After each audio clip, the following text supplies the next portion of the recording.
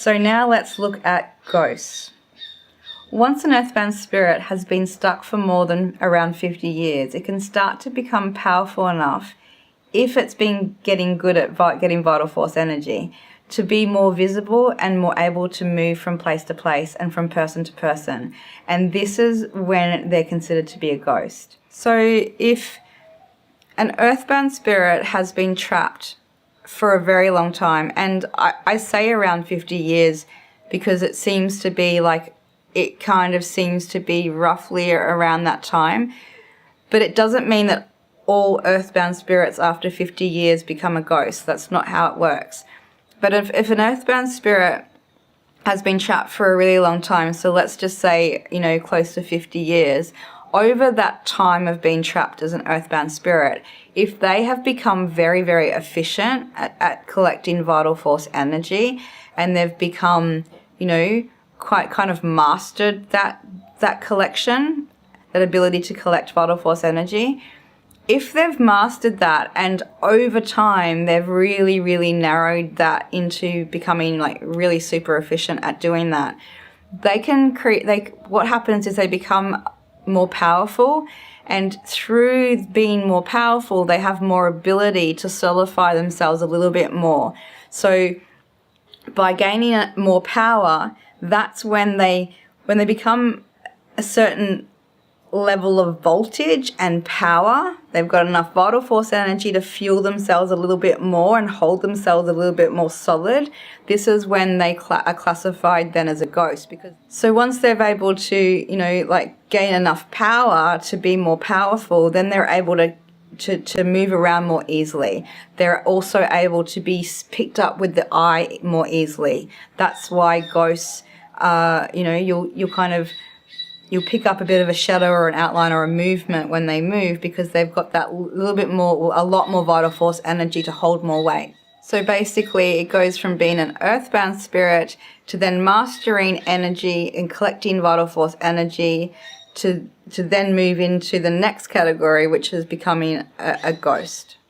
So like I said, this takes mastery, so not every earthbound spirit turns into a ghost. In fact, most don't. Now at this stage, they can start moving around from attachment to attachment with a little gap in between. But some will choose not to move around, but may take small breaks from the person they're attached to. So the benefit of becoming a ghost is they're able to move from place to place or attachment to attachment with a little bit more gap in between, because they've become more powerful and they've got more vital force energy and they can hold more vital force energy. It means they're not as hungry. They're not as desperate for vital force energy. So it means that they can take the time to move around a little bit more and have a little bit of gap in between having vital force energy. So it gives them a little bit more freedom. Most extreme haunted houses stories are classic poltergeist activity, but a lot of people call them a ghost. Ghosts you can see, but with not great detail. Once you can start seeing great details, it's already become a ghost.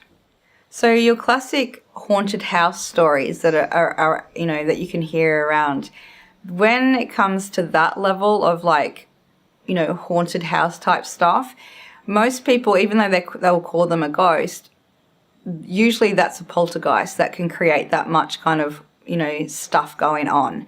Usually ghosts won't create a massive haunted house kind of scenario. It's usually poltergeists that do that.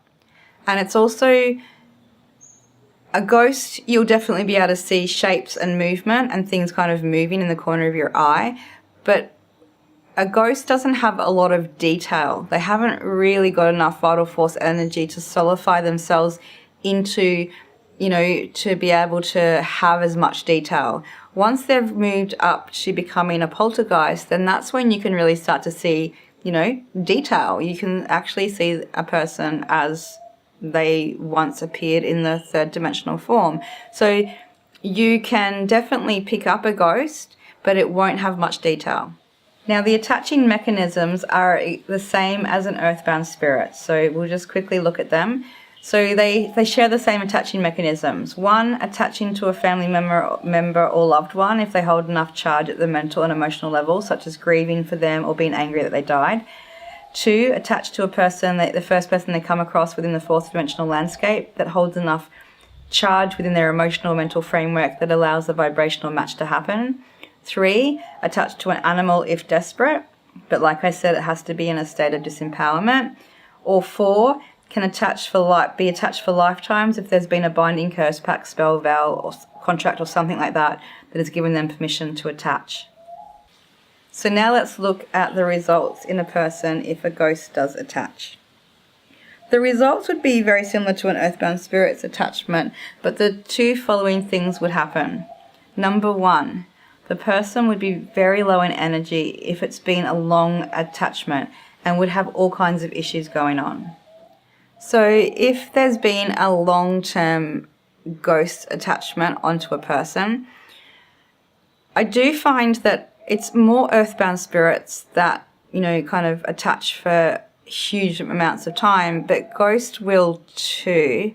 But the only difference when a ghost is attached for a long period of time, because they're more powerful and they kind of are drawing more vital force energy, if someone has a ghost attached to them and it's been long term, I will normally find that person is definitely suffering chronic fatigue issues or really low energy issues.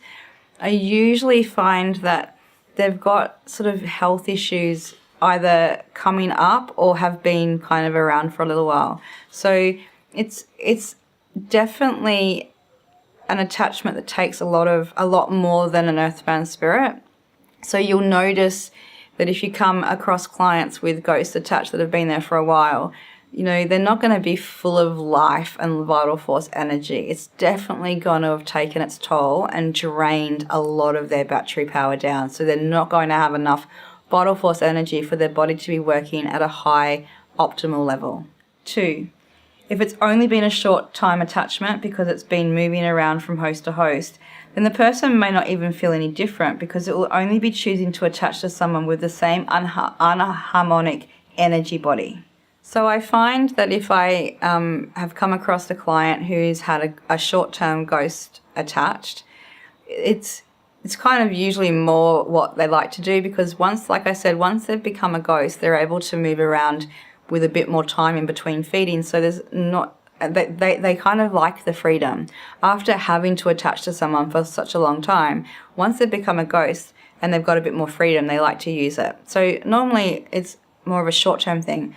But what I find is if someone's had a short-term ghost attachment, they don't necessarily really feel it. They might be really surprised because a ghost is looking to attach to somebody. If it's not a loved one, then it's looking for someone that's got a very unharmonic, chaotic, emotional and mental grid anyway. So if a ghost attaches to someone for short-term use, then the person's already got a lot of kind of static emotional and mental stuff going on anyway, and they're not going to necessarily feel that attachment.